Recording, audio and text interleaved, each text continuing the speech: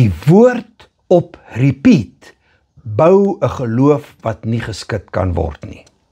Romeine 10 vers 17 sê, geloof is deur die gehoor, uit die gehoor, en die gehoor is deur die woord van God. So die Here beloof dat om herhaaldelik sy woord te hoor, want hy werkwoord in die Grieks is in die teenwoordige tyd. Hou aan om te hoor. Geloof kom as jy aanhou om die woord te hoor. So, dit kom deur die herhaaldelike hoor van die woord, dan bou jy 'n geloof wat nie geskit kan word nie. So geloof kom nie deur te wens nie, kom nie deur te wag nie. Geloof kom deur dit oor en oor te hoor, die woord van die Here se beloftes oor en oor te hoor. So hier is die belangrike sleutel. Meditasie, dis nadink, pyns oor die woord van die Here, totdat dit 'n openbaring word in jou gees. Dis nie genoeg om die woord een keer te hoor nie, om 'n belofte een keer te hoor nie. Jy moet dit hoor totdat jou hart dit harder glo as jou vrees. Spreek die woord daagliks. Sê die woord wanneer jy wakker word. Sê dit as jy niks voel nie.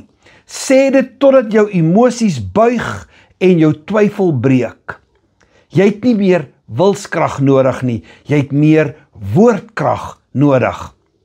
Meditasie vereis iets dieper as multitasking. Dit vereis stilte. Jy moet alleen kom, alle geraas verwyder en diep nadink oor die beloftes in die Here se woord. Laat die woord in jou gees intrek, totdat dit jou gedagtes herbedraad en jou antwoorde versadig. En hier is die wonderwerk. Sodra die woord diep in jou hart kom, in jou geestelike DNA verweef is, kom dit natuurlik uit jou mond. Jy hoef dit nie te dwing nie. In oomblikke van druk of verwarring sal die woord soos 'n rivier begin vloei en die oorwinning verklaar, voordat jou gedagtes selfs nog kan inhaal. So jou mond is ontwerp om jou gees te voed. En net soos jou liggaam daaglikse voeding nodig het, het jou gees daaglikse woordverklarings nodig. Wanneer jy die Here se beloftes deur meditasie spreek, dit wil sê konsekwent en doelbewus, herbedraad jy jou gedagtes, versterk jy jou geloof en weerstaan jy die vyand. Geloof kom nie net deur preke te hoor nie. Dit kom deur jou eie stem herhaaldelik die Here se waarheid te hoor praat.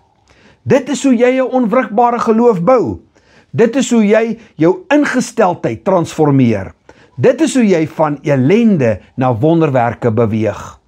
Radikale verandering begin nie met iets nuuts nie. Dit begin met mediteer oor die beloftes in die Here se woord. Vader, ek dank U dat geloof in my opstaan.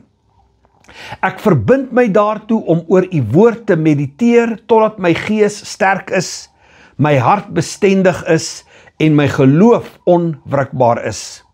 Ek maak elke leuen van vrees en mislukking stil en ek oorstroom my atmosfeer met U beloftes.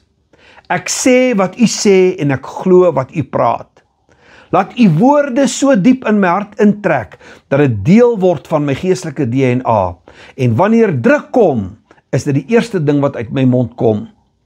U woord is my fondament, my wapen en my oorwinning in die naam van Jesus.